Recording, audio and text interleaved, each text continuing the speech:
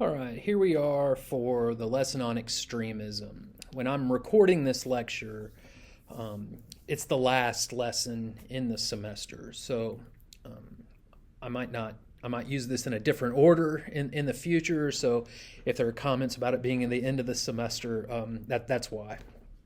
So, extremism. Up to this point, we've covered some moral philosophy. In moral philosophy, we talked about moral standing. So each of these different moral theories have a way of understanding moral personhood and who does and doesn't count. As a full member of the moral community, such that we have obligations to them, we have to worry about them morally speaking. We've covered social contract theory in basic political philosophy. We've covered totalitarianism. We've covered dehumanism in this last part of the class. So again, having to do with totalitarianism and, eliminating moral standing from people. That's basically what dehumanization is. And we've talked about propaganda, and now we're going to end with extremism. So earlier in the semester, we covered epistemic or intellectual vices. We also covered conspiracy theories, and some of the information that I used to present during those lessons came from the same thinker that Qassam that we're going to use that you've watched watched his lecture video or read a portion of his book on extremism for the class for this lesson, and his ideas about epistemic vices and conspiracy theories have a role to play in his understanding of extremism as well. And so those things are going to tie in here with us as well at the end. So if you remember, way back in the earlier part of the semester, Qassam held the obstructionist view of epistemic vices. We also looked at the motivationalist view, but his view is that it's about the consequences of these dispositions that are personal character traits of ours that we are either are or aren't that we're responsible for, and so he does think that we're responsible for our attitudes. But what's important about epistemic vices is that irregardless of our motivations as agents, these dispositions get in the way of knowledge. So that's why he called it the obstructionist view. Right? He also had a propaganda view of conspiracy theories. Remember, the minimalist definition was neutral.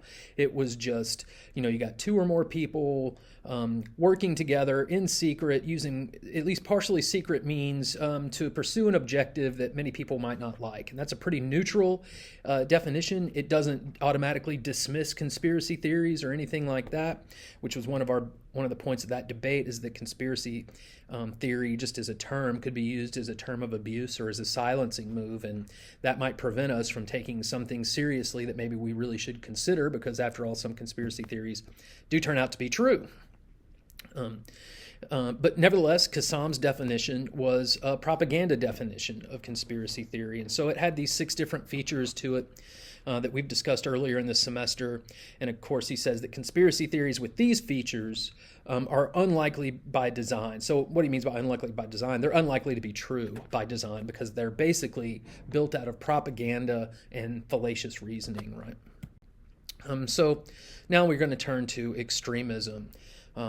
Many different political movements are labeled as extremist. There are all sorts of extremists in the world today, all running around the internet, different kinds of internet ideologies, not just on the internet, but in the real world as well.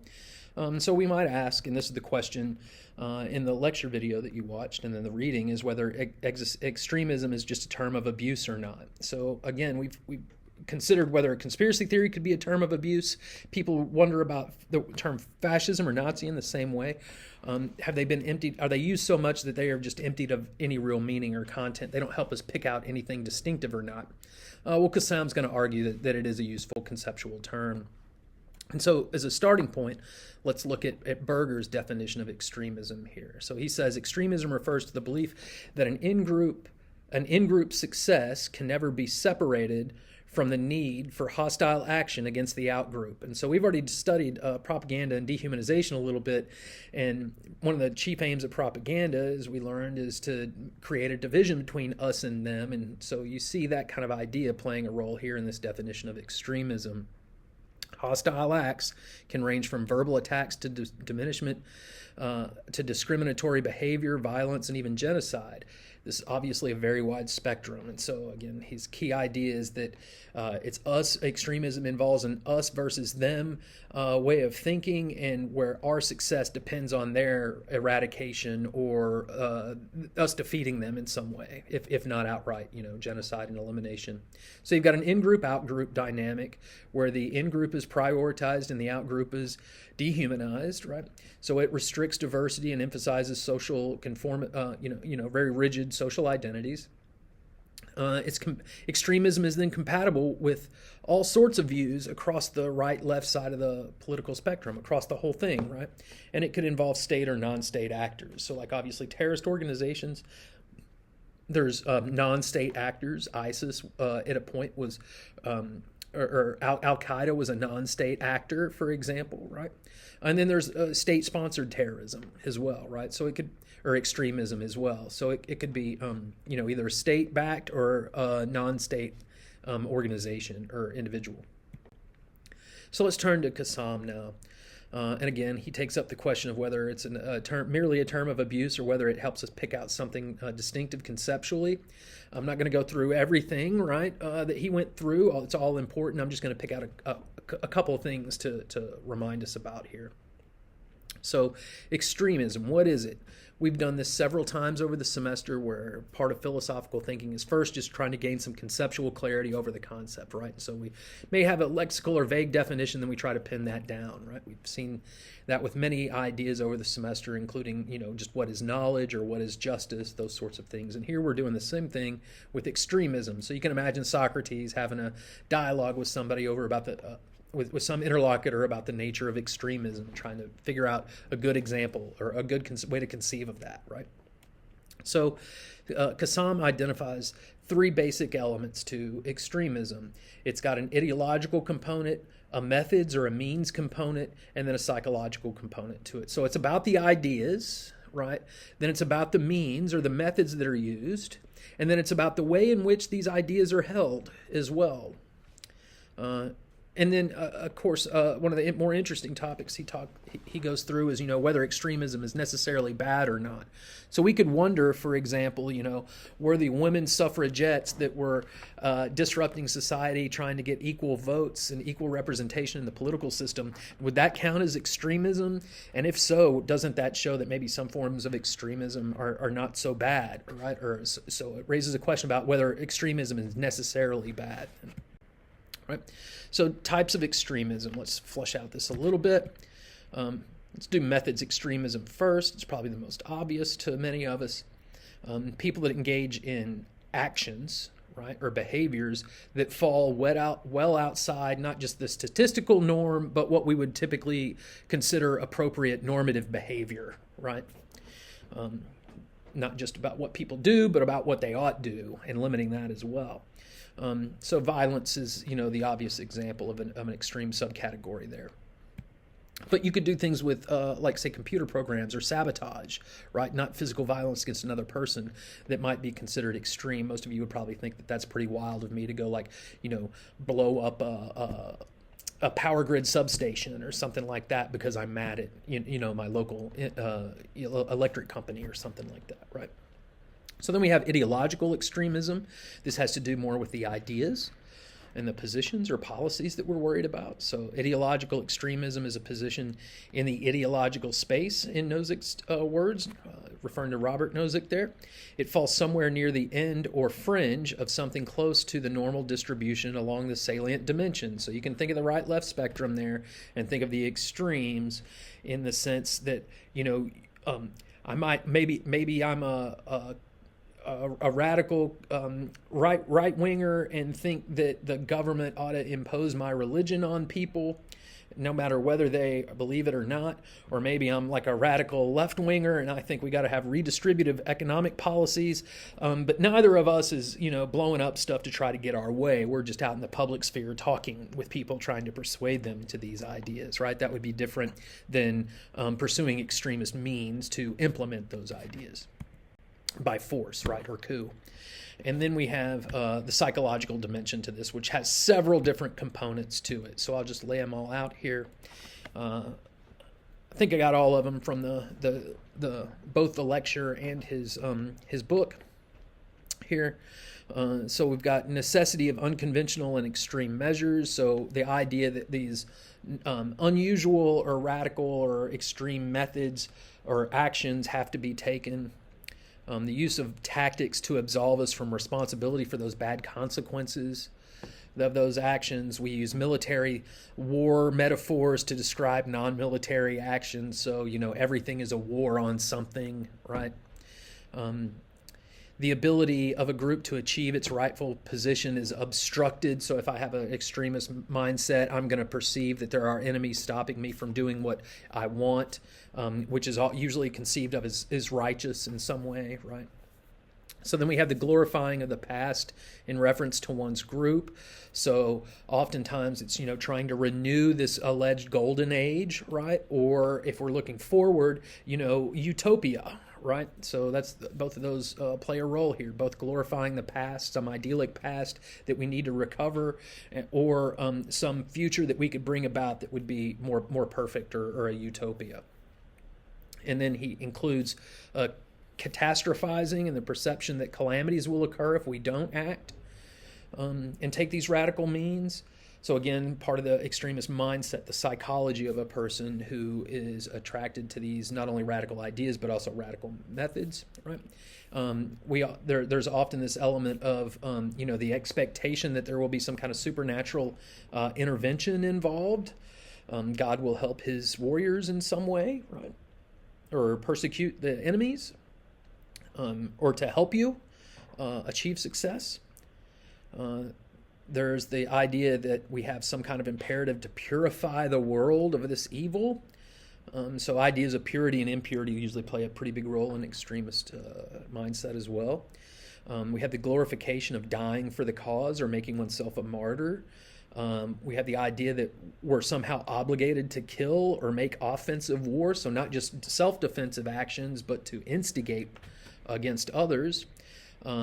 There's an any means necessary, so that's what he means here by true believers are entitled to use immoral means to ensure success. So we got to achieve our goal by any means necessary, no moral limits on what we can do to achieve it.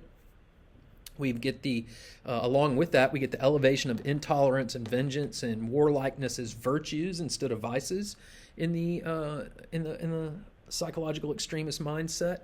There's also, as we've already talked about, dehumanization of the other. And so depriving them of moral status, however that happens to be understood, so that we don't have obligations to them. We can do what we want to them, right? So dehumanization is a way of getting people to the point where they are willing to do bad things to people who probably are deserving of moral consideration. And then we have the idea that the modern world is somehow deeply flawed in some way, and that civil government is illegitimate, so they have to be overturned, right? So there's often, again, utopianizing the past or the future. The modern world's bad, so we got to rid it of whatever element is secularism or whatever the impurity is that has to be eliminated, right? So again, several elements to an extremist mindset that he goes through there. And then here's where, epistemic vices and conspiracy theories have a role to play. So the particular ways of thinking that are associated with an extremist mindset are conspiracy thinking, apocalyptic thinking, and catastrophic thinking, sometimes called catastrophizing. So, everything, one little thing is really just this huge bad thing all the time for these sorts of, for this sort of mentality. So you end up with conspiracism, a monological belief system in which each belief serves as evidence for each other of the other beliefs. The more conspiracies a monological thinker believes in, the more likely he or she is to believe in any new conspiracy which may be proposed. There's actually some evidence on that. He's not making that up, that if you believe one conspiracy theory, you're more likely to not just believe one, but to believe many. So go back to our notion of thinking. That was relevant not only at the very beginning of the semester, internal-external dialogue, even if you're alone thinking from the perspective of others, right? That internal-external dialogue that Arendt talked about as a anecdote to propaganda and thoughtlessness and the banality of evil seems to be a part of monological thinking here, right? So again, philosophy looks like it can serve as an anecdote to some of this. because it encourages critical thinking and gathering information and looking at things from alternative perspectives, which is the exact opposite of closed-mindedness, which is we've covered as an epistemic vice or an intellectual vice. So the closed-mindedness and dogmatism that characterize the extremist mindset both get in the way of knowledge and merit criticism. So again, the closed-mindedness, the unwilling to even listen to the other side, right? To hear what their ideas are. Things are so poisoned you won't even acknowledge that they might have a point at all, or are unwilling to consider the fact that they might have a point. So that gets in the way of that's gonna reinforce extremism. It's not gonna get in the way of extremism, right? So he says the various thinking patterns that are part and parcel of the extremist mindset are no less problematic, epistemically problematic. Conspiracy thinking, or what psychologists refer to as the conspiracy mentality, leads extremists to endorse fallacious or contradictory conspiracy theories. Well, that's why philosophy is important. It helps us pick those things out, right? It helps us recognize them. So there's not a lot of conspiracy theorists, that believe the world is run by lizard people who are over here concerned about making sure their arguments don't have any fallacies or errors of fact or don't contradict other theories that we might believe. But in conspiracy mind, you don't really care about truth and reasoning. You're just like fitting things into a narrative that kind of, feeds into your security and the way you want the world to be. So catastrophic thinking is an obstacle to knowledge of one's actual situation or prospects, and the apocalyptic thinking, which leads groups like ISIS to find so irresistible, further weakens their grip on reality. So, it leads them to do these radical things like burn people in cages. It is also arguable that we're responsible for those attitudes. So that's, again, Qassam putting the emphasis back on the agent's responsibility, not in the social world that they live in. Echo chambers, obviously, are going to help breed extremism. They isolate their members from other sources of information.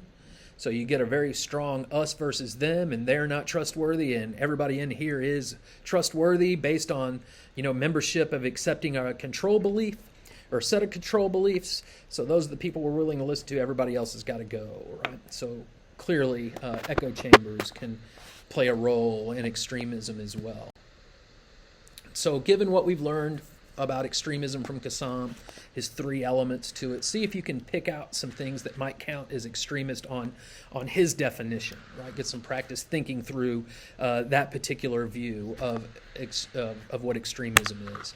And then out of that lecture, I hope you enjoyed the part where he talks about whether it's good or bad or not. Again, you can talk about whether the women's suffragists are, were they extremists, and if so, does that make them bad, right? So again, whether extremism is always good or bad is going to depend on, what kind of extreme it is and the circumstances in which in which extremism exists. It doesn't exist in a vacuum, right?